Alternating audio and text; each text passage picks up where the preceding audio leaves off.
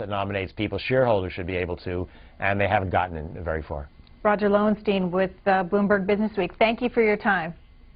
Thank you. That does it for today's Washington Journal. Live coverage of the House begins now.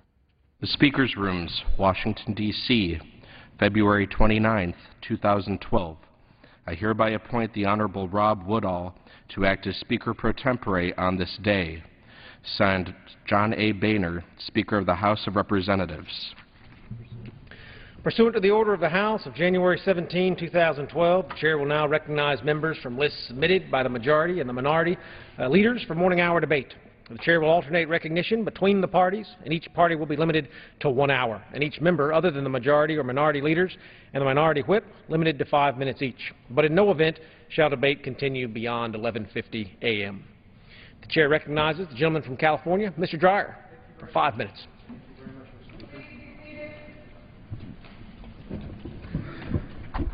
Mr. Speaker, what I'm about to announce will not come as much of a surprise, but we all know that this institution has an abysmally low approval rating, and the American people are asking for change in Congress.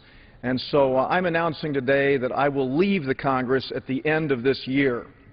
Now, I take the unusual step of announcing it from here in the well of the House because I am a proud institutionalist. I believe that this institution is as great as it has ever been. And, Mr. Speaker, I announce it from here because between the Rules Committee upstairs, where you serve with me, Mr. Speaker, pro tem, and the House floor, this is where the people of California sent me to represent them. Now, as we look at the challenges that lie ahead, they are very, very great. I deliberated over this decision, and I have to say that 3 years ago I contemplated leaving at the end of that Congress, but ultimately made a decision that I wanted to continue to serve through this term.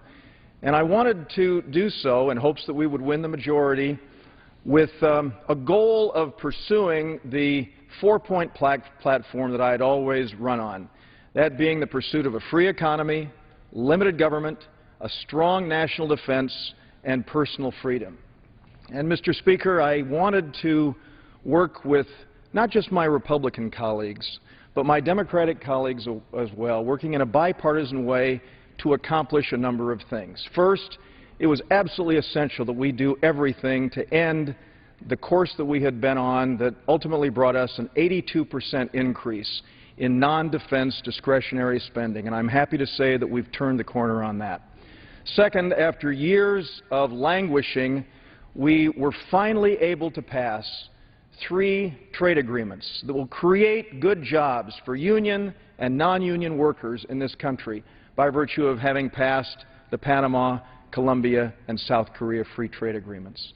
I also believe that it's very important for us to recognize, as we look at our national security, the notion of people all over the world who are seeking to determine their own futures has created a wonderful opportunity for us.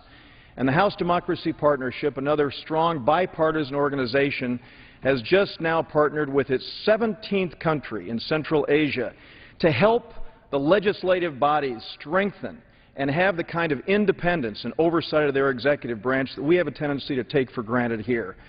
And fourth, Mr. Speaker, I felt very strongly, again working in a bipartisan way, that it was essential to ensure that both Democrats and Republicans have the opportunity to have their ideas heard through their amendments on the floor of the House of Representatives.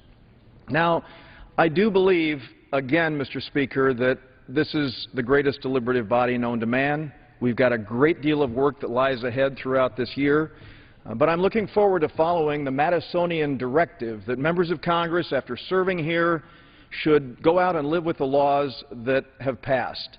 And I will say that as passionately as we've been pursuing a pro-growth, jobs-creating agenda, I look forward to doing that myself as I move into the private sector next year. And, Mr. Speaker, I will say that I want to express my appreciation. I want to express my appreciation, Mr. Speaker, to lots of people.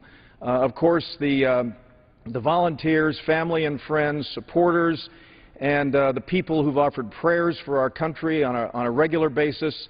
And I also want to, most important, express my appreciation, Mr. Speaker, to the people of California who, back in 1978, when I was 25 years old, living in the dormitory at my alma mater, Claremont McKenna College, they gave me the nomination for my party. And it's been a very, very exciting time. And I also want to say, Mr. Speaker, that I express my appreciation to the very, very dedicated public servants in my office in California and my offices here in Washington for their commitment to do the best job possible to help me represent the people of California. And with that, I yield back the balance of my time.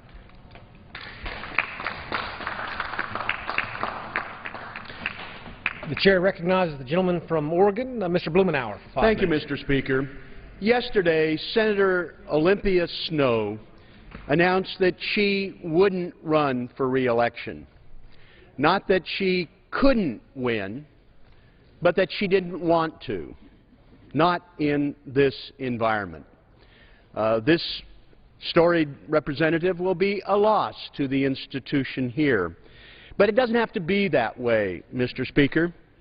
This week on Capitol Hill, we have friends who've joined us from the public broadcasting community representing television stations, public television stations across the country.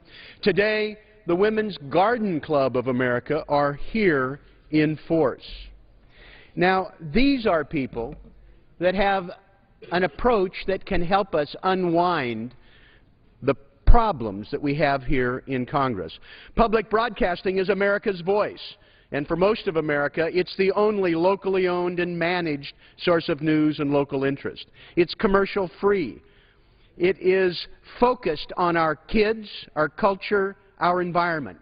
Last year, amidst the Tea Party effort to defund public broadcasting, we had a poll that showed 78% of Americans wanted the funding to remain the same or be increased. 2/3 of Republicans wanted it to be held steady or increased. Now, this year's budget hopefully appears that we've dodged that bullet. Maybe some people have come to their senses. Americans were heard from coast to coast. Don't play games with public broadcasting. We've got a few minor holes in the President's budget, but I hope we can come together in a bipartisan way, listen to Americans, listen to these representatives, and do it right. With the Women's Garden Club of America, we have a group, primarily women, who are focused not just on a garden club, but a fight for civic improvement through the connection to nature and to one another. Their work in policy is broad and deep. Their position papers on supporting clean air, clean water, climate change, public lands, take issues that around here get lost in a partisan theological fog and make clear why they're important, how to represent American interests and not the narrow, the theological, the partisan that get us bogged down. Mr. Speaker, I hope that members will listen to groups like our public broadcasting supporters and the Garden Club about simple, common-sense approaches to support fundamental American values and get off the partisan merry-go-round. We should listen to them. We should work with them. America will be a better place, and so will Congress. Thank you, and I yield back.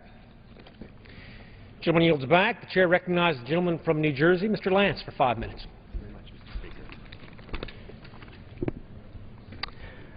I rise today to celebrate the centennial of the birth of First Lady Patricia Nixon. The Nixon Library in Southern California will present a major exhibit about Mrs. Nixon's life opening March 16th. And the National Archives here in Washington will host a forum on Mrs. Nixon's work in the international arena in April. Thelma Catherine Ryan was born on the eve of St. Patrick's Day on March 16, 1912 in Ely, Nevada, a mining town. Her father, William Ryan, called her his St. Patrick's babe in the morn, so she was called Pat within hours of her birth. The Ryans moved to Southern California for a better life and settled on a small truck farm in Artesia near Los Angeles. Orphaned early, her mother, Kate Halberstad Bender Ryan, died in 1924, and her father in 1929, the year she was graduated from high school.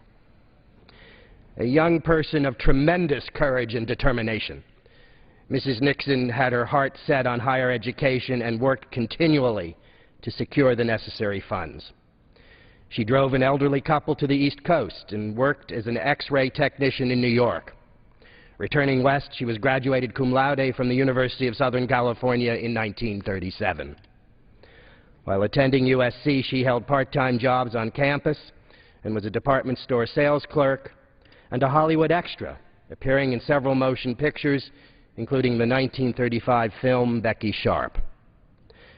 Mrs. Nixon taught at Whittier High School in the late 1930s, where she met her husband, who had returned to his hometown to practice law after graduating from Duke Law School.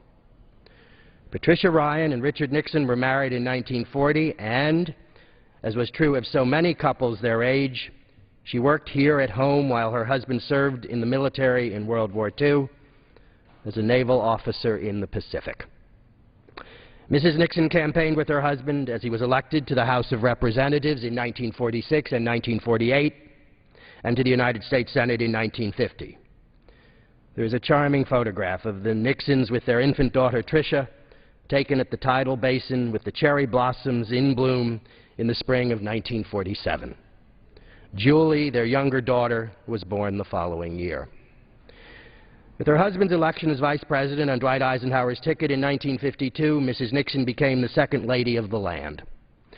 The Nixons traveled extensively, including for more than 2 months in Asia and the Pacific in 1953, and to South America in 1958, where the couple demonstrated tremendous courage in Caracas while being attacked by a communist mob, and to the Soviet Union in 1959. Mrs. Nixon campaigned gallantly in 1960, returning to private life in California and then New York, and proudly held the Nixon family Bible when Richard Nixon was inaugurated the 37th president in 1969. During the presidential years, the First Lady was truly our ambassador of goodwill, visiting South Vietnam, an active combat zone in 1969, an earthquake-ravaged Peru in 1970, and China in the groundbreaking trip of 1972. Mrs. Nixon was responsible for the gift from the Chinese of the 2 giant pandas to the American people. She traveled to more than 80 countries and 5 continents during her life. As First Lady, Mrs. Nixon encouraged volunteer service, the spirit of people helping people. She added 600 paintings and antiques to the White House collection, illuminated the White House at night, and opened the White House gardens to the public. Mrs. Nixon's service to the nation extended over many years. Only Dolly Madison, Eleanor Roosevelt, and Hillary Clinton, among our First Ladies, have served the country as long as Patricia Nixon.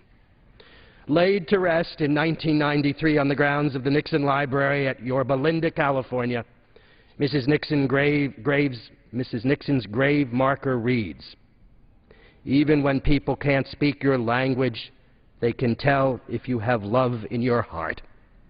Patricia Ryan Nixon had love in her heart, and now, at her 100th birthday, we remember her for her devotion to family, her grace and perseverance, and her patriotism to the United States of America. Mr. Speaker, I yield back the balance of my time. The gentleman yields back. Chair recognizes the gentleman from Iowa, Mr. Boswell, for 5 minutes. Without objection.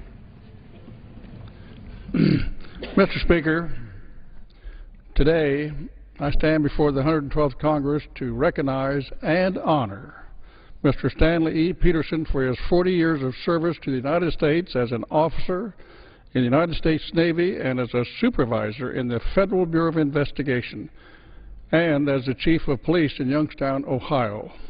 My intention is to enter into the congressional record the true history of this great American patriot and dismiss the lies and innuendos told by an expelled former member dismissed by the 107th Congress for his conviction in federal court of taking bribes and kickbacks.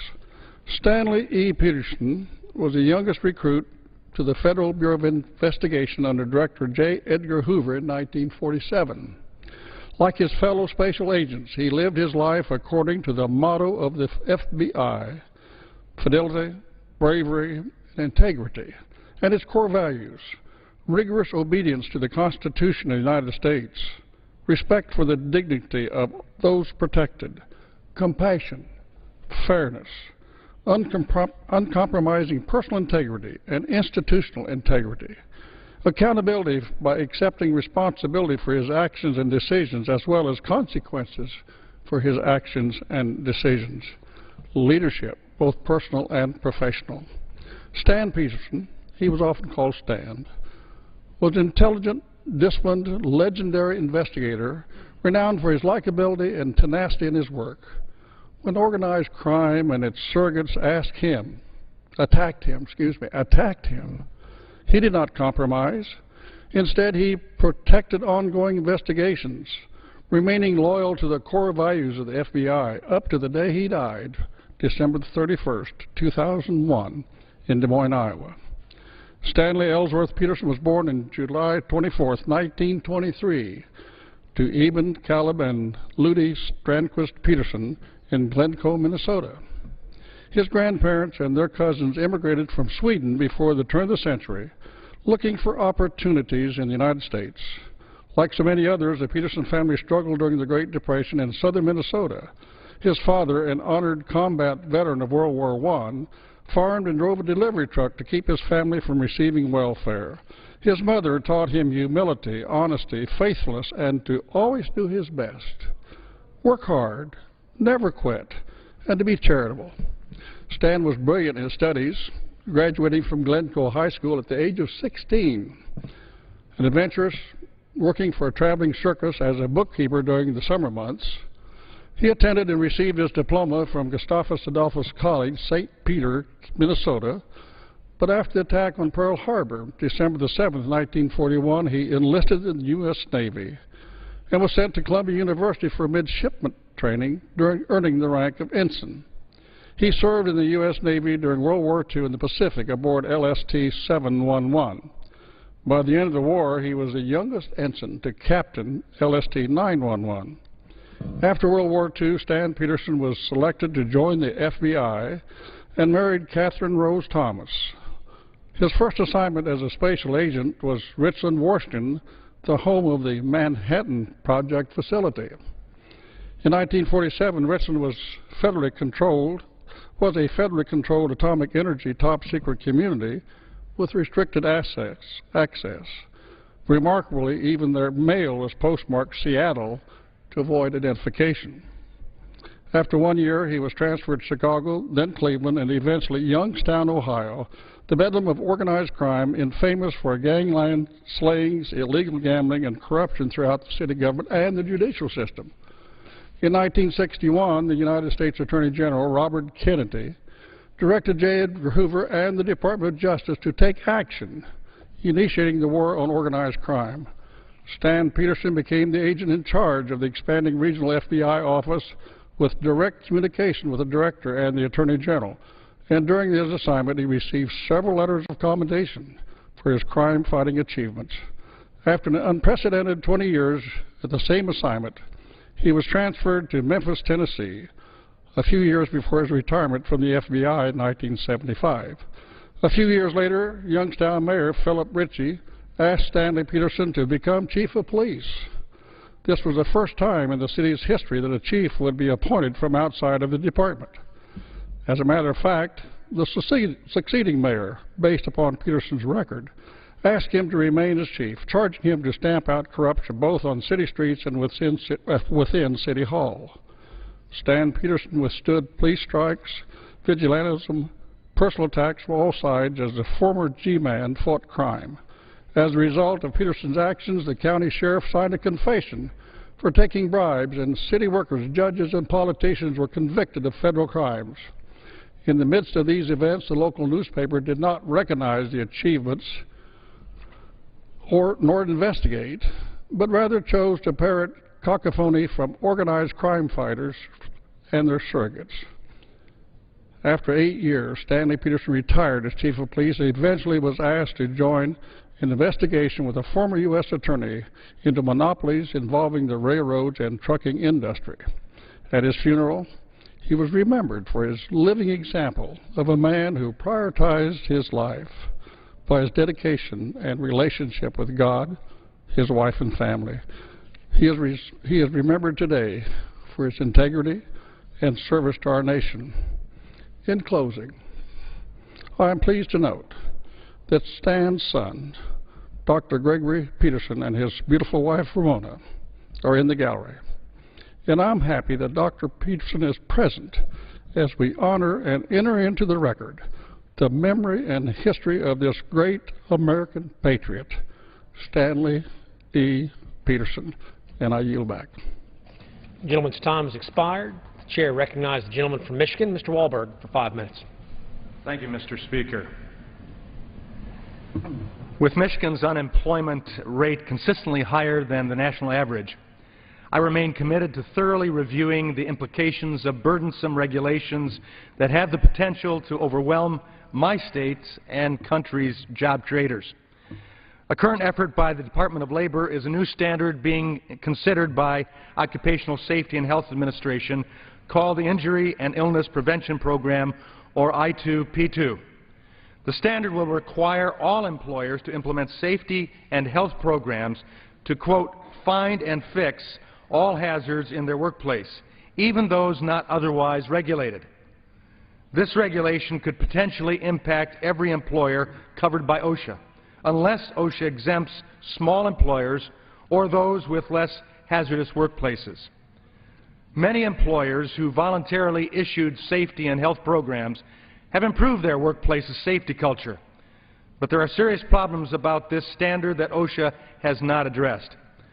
The moment this regulation gets issued, safety and health programs will go from being a good idea to a legal requirement, which means employers will have to meet OSHA's standards rather than what works best for them and their employees and what is indicated as best in best practices. OSHA will have the authority to come in and second-guess an employer about how well they have implemented their program. Not surprisingly, then, job creators see the I2P2 regulation as just another OSHA enforcement tool rather than something that will help them enhance their safety practices. But they're not the only ones. A recent RAND study found that California's I2P2 regulation, which has been in place since 1991, has not prevented, and let me say that again, has not prevented workplace fatalities and barely made a dent in total injury prevention. Many job creators are worried that OSHA will double dip on citations, issuing one citation for a hazard and another citation because the safety and health program failed to detect and correct the hazard. Talk about double jeopardy. Finally, another problem is whether employers will be required to find and fix ergonomics hazards. The Clinton administration issued an ergonomics regulation in 2000 that was shot down, thankfully, by Congress. OSHA will soon hold a small business panel to ask job creators across the country their opinion and insight on I2P2. I hope the Obama administration, against its pattern, listens to the concerns of these business owners, instead of imposing a costly regulation that we have proof will not improve worker safety. Imposing a new and costly safety and health program standard will only serve to increase OSHA enforcement with no visible improvement to worker safety and health. As Ronald Reagan once said, "It's not my intention to do away with government. It's rather to make it work for us, not over us, to stand by our side, not right on our back." It's my hope we remain committed to this principle and ensure that regulations ensure both productivity and job creation and true health and safety of our workforce. Mr. Speaker, I yield back. The gentleman yields back. The Chair recognizes the gentleman from Illinois, Mr. Gutierrez, for 5 minutes.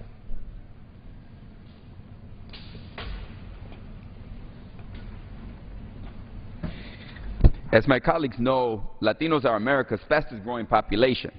So, if you are a presidential candidate and you want to make sure that every single Latino in America knows you strongly oppose sensible and fair immigration reform, you have to work pretty hard at it. It takes a lot of time and determination. After all, the Latino population increased more than 40% between 2000 and 2010. A lot more Latinos, a lot more Latino citizens, and a lot more Latino voters.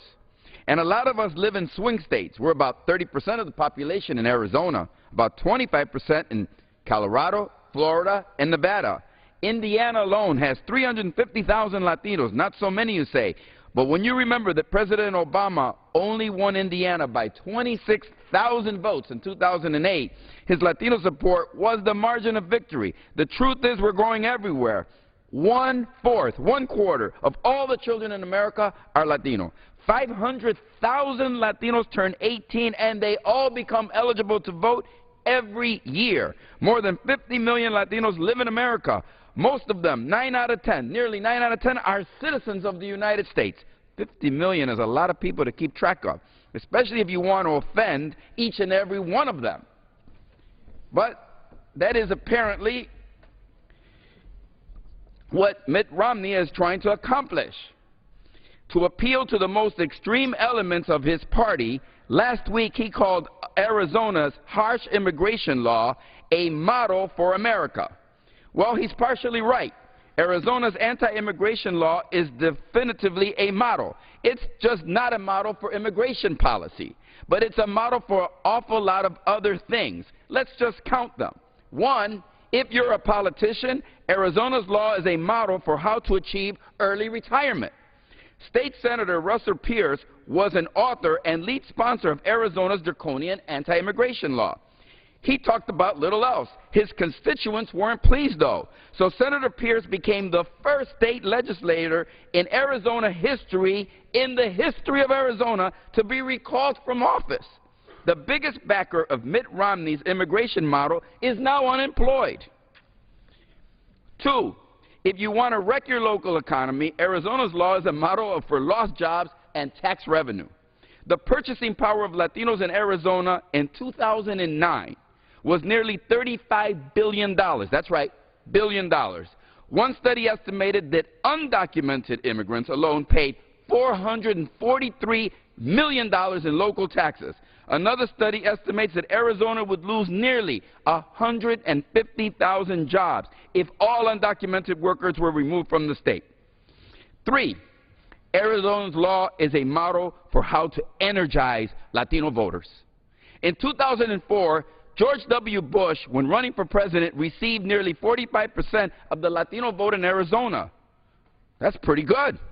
How did anti-immigrant Jan Brewer do for governor in 2010, 2 years later? More than 70% of the Latino voters voted against her. But wait, in 2011, Hispanic voter mobilization led to the election of 2 Latinos to the Phoenix City Council, for the first time ever represented in that city council.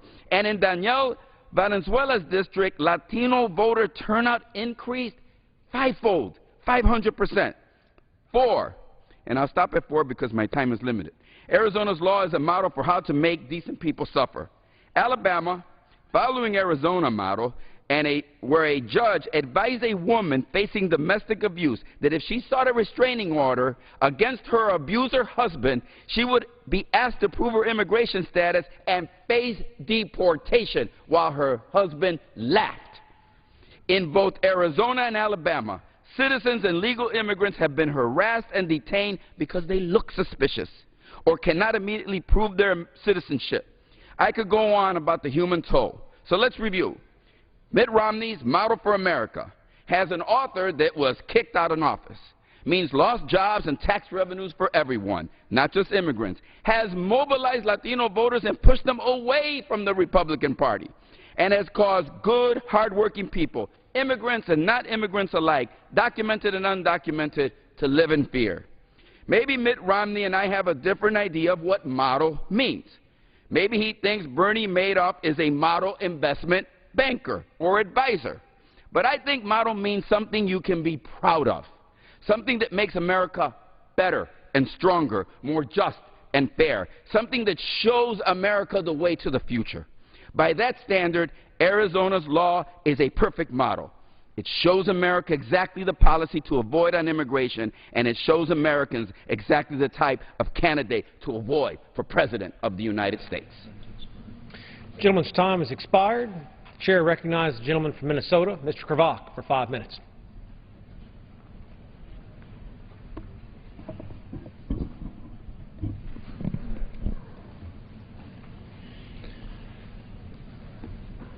About 450 U.S. soldiers, sailors, and pilots received the nation's highest combat award during World War II.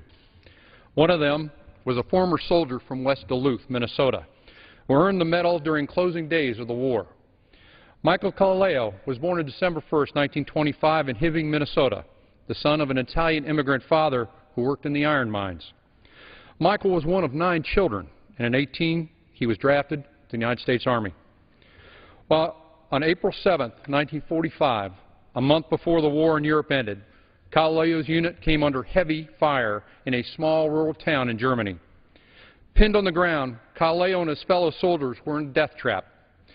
Lying on the ground, bullets and shells flying everywhere, Calaleo decided something had to be done, and he was the guy that had to do it. Even though he was a private and not in command, Calaleo rose up and yelled to the other soldiers to follow his lead. Inspired by his confidence, the soldiers advanced in the face of savage enemy fire. When Calaleo stood up that fateful day, he marched forward into America's military history. Mr. Calaleo surged towards the Germans, firing a submachine gun until it was knocked out of his hands by shrapnel. He then ran toward an American tank to take control of the machine gun mounted on its cannon turret.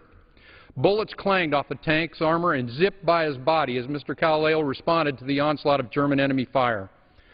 It was a rough time, and I was scared, Mr. Calaleo said, but I had to do what I had to do.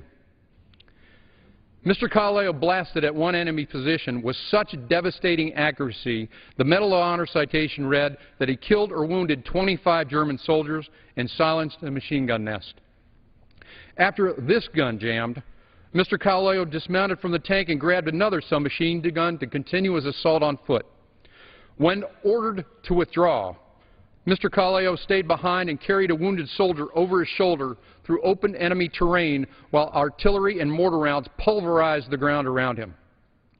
A few weeks later, he was approached by 2 military police officers who escorted him to a nearby headquarters. He was informed that the tank's commander had nominated him for the Medal of Honor, which he received on December 1945 at a White House ceremony. In an interview in 2008, with the 100th Infantry Division Association newsletter, Calaleo recalled that the good Lord was with me during that battle. I could see our guys getting shot. I could see the muzzle flashes of the Germans at us. I aimed at them. Mr. Calaleo died on December 30th at a nursing home facility in Duluth, Minnesota. He was 86 years old. Mr. Calaleo is survived by his son Al of Hayward, Wisconsin, and his daughter Michelle of Meadowlands, Minnesota. In Minnesota, we have a track record of military excellence.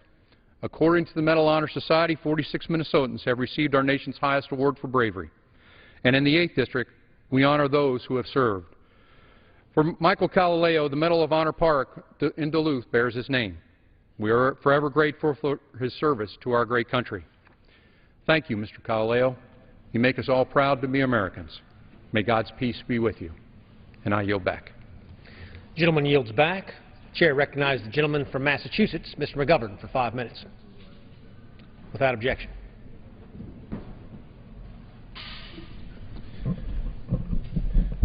Mr. Speaker, once again, the world is standing by, silent and passive, while the government of Sudan wages war on its own people. We have been here before, when hundreds of thousands of people perished in Darfur before the international community finally woke up and took action to try to protect innocent civilians from their own government's brutality. The humanitarian crisis continues in Darfur. There is no peace, and villagers, refugees, and humanitarian personnel still live and work under constant peril of attack. President Bashir has expelled many humanitarian workers from Darfur and even today threatens to shut down their life-saving operations. Last May, we witnessed the ruthless ethnic cleansing of Abyei by the Sudanese people. More than 100,000 people of the Dinka indigenous population were forcibly displaced. They fled to South Sudan seeking safe haven, where they remain today in very, very poor conditions. When Sudanese President Bashir saw that the world was indifferent to this brutal assault, he began military operations in June against insurgents in South Kordofan and more generally against the Nuba people. And still, the world stood silent. So, in September, Khartoum launched attacks on another border region. This time, the state of Blue Nile was under siege, with attacks by the Sudanese army and bombings of civilians. Thousands fled to the neighboring countries of Ethiopia and South Sudan for safety, joining the desperate refugees from South Kordofan. And so Sudan has undertaken a bloodbath against its own people in the states of South Kordofan and Blue Nile. House-to-house arrests and killings, rape, the merciless bombings of civilians. For nearly 8 months, Khartoum has blocked all humanitarian aid to South Kordofan and Blue Nile.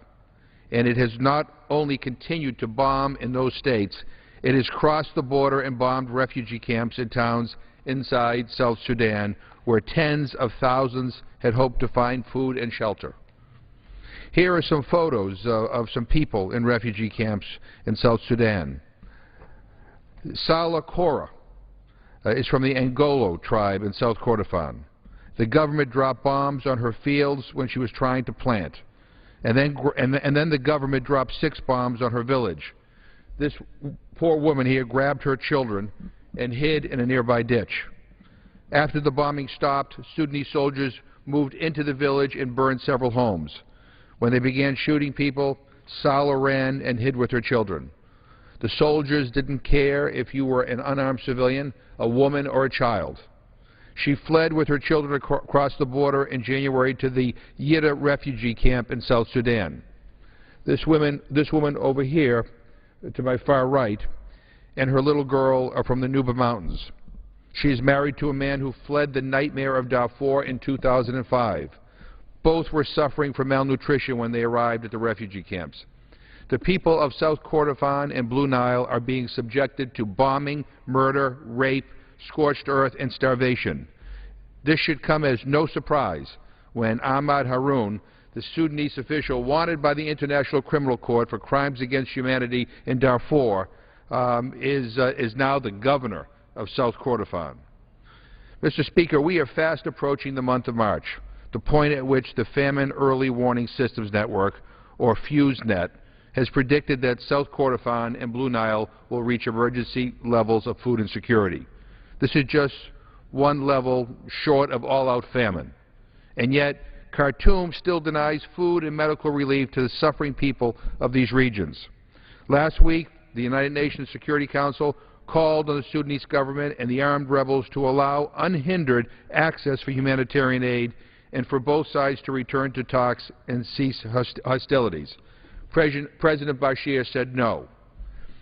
The United States and the international community, including China, Russia, and others, must increase the pressure on Sudan to allow the delivery of aid to the suffering people of South Kordofan and Blue Nile, and to reach agreement on a ceasefire. The safety and security of the Sudanese people, whether in Darfur, Abyei, South Kordofan, Blue Nile, or elsewhere, must be our first priority. Mr. Speaker, we have been silent for too long. I yield back my time. Gentleman yields back. Chair recognizes the gentleman from South Carolina, Mr. Duncan, for 5 minutes. Thank you, Mr. Speaker. I rise today to recognize an exceptional group of students, teachers, and parents of the Bell Street Middle School Science Olympiad team, which just won its 10th consecutive Science Olympiad State Championship. Let me repeat that. 10th consecutive Science Olympiad Championship. This program, the Science Olympiad program, is one of the premier science competitions in the nation, providing rigorous standards-based challenges to nearly 6,200 teams in 50 states. Science Olympiad's continuously changing event lineup exposes students to a variety of career choices and gives them an opportunity to meet participating and practicing scientists, as well as the opportunity to have life-changing mentors. Science Olympiad was founded in 1982, and Bell Street Middle School there in Clinton, South Carolina, began competing in that in 1986. The Science Olympiad team at Bell Street was formed by three very inspirational teachers: Rosemary Wickard, Dr. David O'Shields, who's a close personal friend, and Michael Mack. Mr. Mack and Dr. O'Shields still work in the school district in Clinton today. Michael Mack is a member of the science faculty at Clinton High School, and Dr. David O'Shields is currently the superintendent of Lawrence County School District 56. Both continue to be active event coaches for the incredibly successful Bell Street Science Olympiad team. Many of the Bell Street Middle School Science Olympiad alumni have gone on to become extremely successful in the areas of science and technology. Some examples. One is the gentleman Diedrich Carter. Diedrich was a former member of the Bell Street Middle School Science Olympiad team who went on to enroll in MIT for college. He later became MIT's Assistant Dean for Engineering and a lecturer in the Department of Electrical Engineering and Computer Science. He is currently the Senior Advisor for Strategic Initiatives to the Director of the National Science Foundation. Another one, Jarrett Campbell, is also an alum of Bell Street Middle School's Science Olympiad team, and after competing in the Science Olympiad teams in middle and high school, Jared went on to complete a doctorate degree in chemical engineering from the University of Texas at Austin. Jared worked for Advanced Micro Devices, where he was awarded over 25 patents in the area of semiconductor manufacturing technology, and today Jared works as a global energy management specialist for the U.S. company in Paris, France. When he was asked about his experience with the Science Olympiad, Dr. Campbell said this: "Not only did the teacher, coaches, and parent volunteers pique my interest in science and math, they continually challenged me to expand my knowledge by competing in new disciplines. Looking back, I see how important the camaraderie, teamwork, and constant desire to excel, along with the examples set by these role models leading the team, it was exceptional in setting the stage for my career in engineering and energy management." I believe this statement sums up how valuable this program is to our nation's youth. So finally, I would like to take time to congratulate all the coaches, member of this year's state championship Science Olympiad team from District 56's Bell Street Middle School. This year's team included Mike Beasley, Stephanie Braswell, Jaylon Carter, Lawrence Coleman, Terry Craig, Andrew Gann, Carl Gustafson, Dalton Langston, Beth Metters, Zach Ray, Jonathan Shiflett, Kyle Smith, Bowen Tiller, Nathan Vondergeest, Clay Wright, Tristan Moon, Daniel Moore, Luke Reagan, Jacob Wesson, Audrey Atkinson, Chris Cannon, Justin Easter, Dawston Green, Jack Harkins, Tara Hiller, Amy Metters, Jill Metters, Olivia Moore, Brianna Mott, Jacob Pountain, Michael Ritchie, Justin Shockley, Dylan Sneed, and Bailey Stevens. And those are the students, but the teachers and the parents that volunteer need to be singled out as well. I don't have them by name, but let them know that we certainly appreciate their efforts. These are the future scientists. These are the new innovators coming along. I'm excited that at middle school they're challenging these students to be the best they can. So may God continue to bless those students, teachers, parents. May God continue to bless Bell Street Middle School, and may God continue to bless America. And I yield back. Gentleman yields back. The chair recognizes the gentlewoman from California, Ms. Woolsey, for 5 minutes. Thank you, Mr. Speaker. Mr. Speaker, it's February the 29th, a date that exists only once every 4 years. And yet this is the third February 29th, the third leap day that we've been at war in Afghanistan. I have my granddaughter here with me. She's 8 years old. She's not lived in the United States when we were not at war. Last week, in particular, we were exposed to the grave dangers and the fundamental flaws of our Afghanistan strategy. The week started with the burning, accidentally, of several copies of the Koran by U.S. troops. That sparked days of violence, protests, throughout the country. Angry Afghanistans tried to storm UN compounds and other Western installations. At our largest military base, thousands, including many who worked at the base,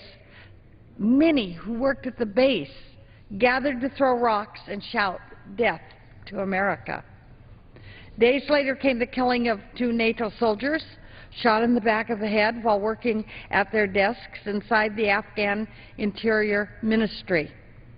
The killer was apparently a Taliban insurgent who had infiltrated the government security forces and penetrated what is supposed to be one of the most secure buildings in Kabul. It's clear, Mr. Speaker, that police officers, the ones we're supporting and training to keep militants at bay, are losing patience with our continued military occupancy of their country. One of them told the Washington Post, and I quote, he said, "Afghans and the world's Muslims should rise against the foreigners. We have no patience left. We will attack the military foreign people," unquote. In response to all of this, General John Allen has ordered the removal of all NATO personnel from Afghan government ministries and in and around Kabul. And out in the field, some U.S. soldiers have been instructed not to engage too directly with Afghan security forces, even though the training of these forces is at the heart of our very mission in Afghanistan.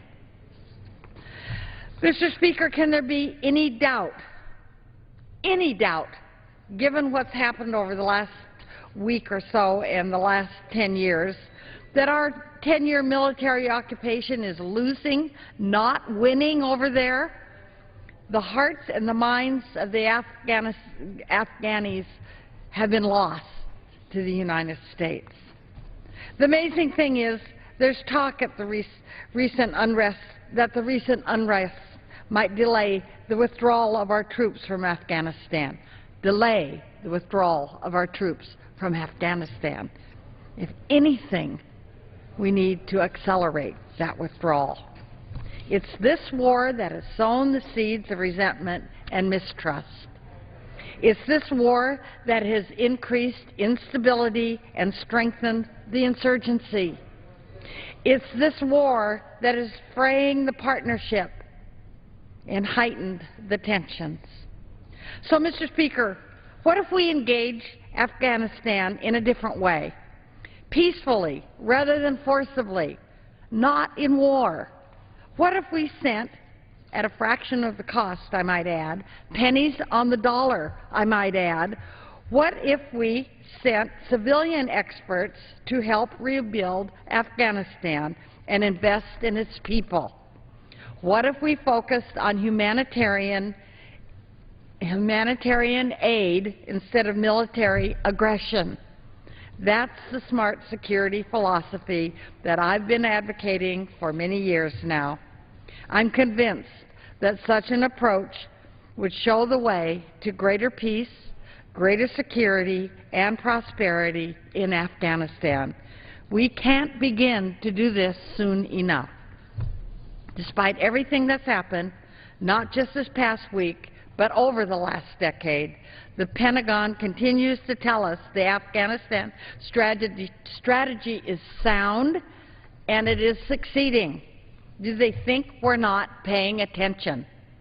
It couldn't be clearer that what we're doing isn't working. It's time for smart security, Mr. Speaker. It's time to bring our troops home, and the time is now. I yield back. Gentlelady yields back. Chair recognizes the gentleman from Texas, Mr. Poe, for 5 minutes. Mr. Speaker, the country cannot afford the great ruler, his administration, and especially his policies. He costs too much. He spends too much. He blames others too much. He violates the Constitution too much. He blames George Bush too much. He infringes on religious liberty too much. He ignores our border security too much. He divides the people too much. He refuses to assume responsibility too much. He misleads the poor too much. He sues states too much. He refuses to compromise too much. He blames the rich too much. He subsidizes failed green energy projects too much. He encourages people to depend on the government too much. He vilifies capitalism too much. He preaches government intervention too much. He regulates too much. He campaigns too much. He blames businesses too much. He blames George Bush too much. He taxes too much. He punishes people who pay taxes too much. And he promises free stuff to non-taxpayers too much. He likes the word debt too much. He regulates our lives too much. He likes big government too much. He blames oil companies too much. His budget hurts veterans too much. He likes high gasoline prices too much. He blocks offshore drilling too much. He stonewalls domestic energy too much. He gambles taxpayer money on unproven energy projects too much. He sends money to countries who hate us too much. He despises the Keystone XL pipeline too much. He apologizes for America too much. He blames George Bush too much. He cuts benefits to our veterans too much. He blames the Tea Party too much. And he blames Congress too much. He preaches America's best days are behind us too much. He blames conservatives too much. He likes the word czar too much. He turns his back on Israel too much. He treats our enemies better than our friends too much. He blames our problems on Greece too much. He blames our problems on the Europeans too much. He ignores individual freedom too much. He's anti-free market too much. He cuts defense spending too much. He infringes on personal liberty too much. He has to have it his way too much. He tramples on states' rights too much. He blames Congress too much. He blames George Bush too much. And he really, really, really despises Texas too much. Mr. Speaker, we no longer can afford the great ruler, his administration, and especially his policies. And that's just the way it is. The gentleman yields back. Chair recognizes the gentleman from Pennsylvania, Mr. Thompson, for 5 minutes. Thank you, Mr. Speaker. Mr. Speaker, today I rise to recognize Sherry Steinbeiser for decades of service to the communities of northwestern Pennsylvania. On June 25th, 2011, Sherry was elected to a one-year term as president of the Ladies Auxiliary to the Department of Pennsylvania Veterans of Foreign Wars, the VFW. Like every task Sherry has taken on in her long career of service, her primary goal as president has been serving others. Joining the Ladies Auxiliary in 1996, Sherry is a life member of Cleo Bargerstock Auxiliary 1424 in Marionville, Pennsylvania, which is located within the Pennsylvania 5th Congressional District. Outside of the auxiliary, Sherry has worked for more than 30 years as a licensed practical nurse. She's volunteered her spare time as an emergency medical technician and serves as a board member of a group called Experience Incorporated, a local organization in Warren and Forest counties dedicated to providing services to elderly citizens. Albert Einstein once said, "Only a life lived for others is worth living." A model citizen that has committed her life to serving others, I believe Sherry would agree. Thank you for your service, Sherry. Mr. Speaker, I yield back. The gentleman yields back. The chair recognizes the gentleman from Texas, Mr. Olson, for 5 minutes.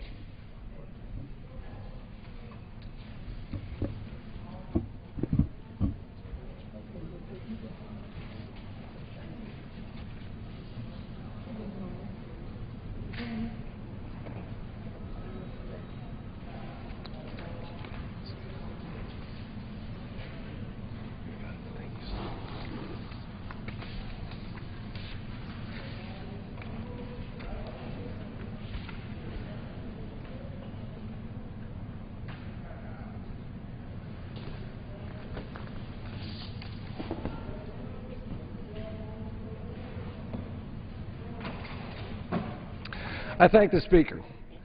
And Mr. Speaker, I rise to give the American people an update on the Keystone XL pipeline. Monday, President Obama took the first step to get out of the way and bring tar sands oil from Canada to my home, Southeast Texas. It's the yellow pipeline line here on this chart.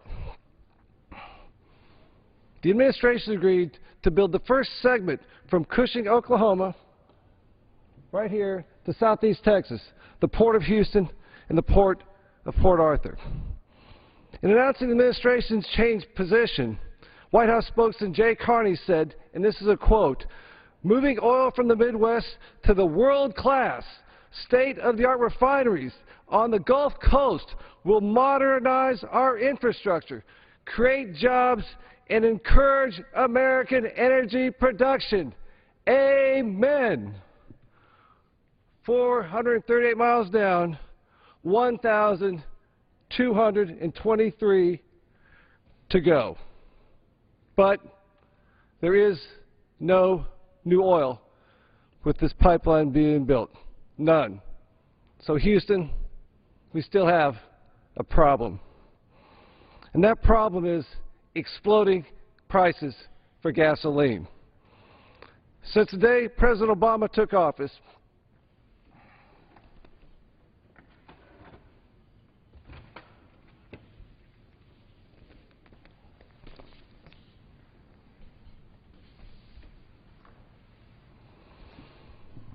he took office on January 20th, 2009. Since that time, gasoline prices have doubled from $1.84 per gallon to over $3.70 per gallon.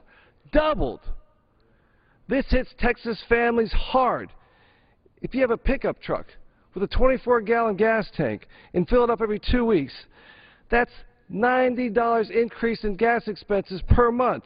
There goes the $1,000 every American got by the payroll tax cut extension, something we fought for 2 months here in Congress, just thrown away.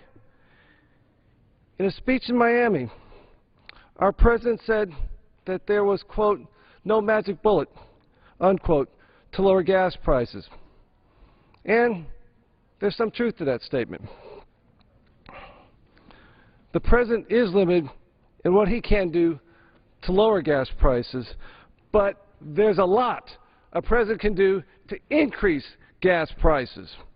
And unfortunately, President Obama's policies have put us on a path to the worst summer for gas prices in our country's history. We enter this summer with the highest gas prices in our country's history at this time of the year. They're only going to go up. The president had a knee-jerk reaction to the Gulf of Mexico, the spill there. He shut the Gulf down for nearly a year. That's at least 10 American rigs that left the Gulf for overseas, taking American energy with them and American jobs. He chose Hollywood elites and radical environmentalists over American unions and the American people by putting the Keystone Pipeline in limbo. And while a small portion of the 20,000 jobs the full pipeline would have created are going to be kept by this new decision, 4,000 of them, we still have no new oil. 80,000 barrels a day flowing through the Keystone XL pipeline is not going to happen. We're just basically building another lane on the freeway. And the most alarming thing to me is the Obama administration has spent 3 years watching Iran export terror and developing their own nuclear weapons to destroy Israel. And now that the House and Senate, followed by the European Union, have imposed sanctions on Iran over their nuclear ambitions, the Iranians are threatening to shut down the Strait of Hormuz.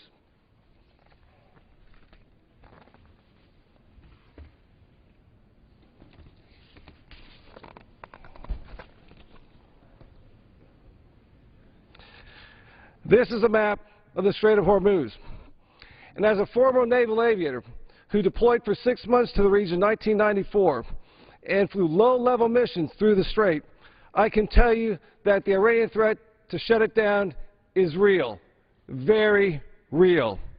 It's a narrow body of water, 30 miles wide at some points. It's worse because, as you can see, the sea lanes where the ships go through, the commerce goes through, are very close to Iran. This island over here, Abu Musa, that is an Iranian military base. There's an old saying that a picture is worth 1,000 words.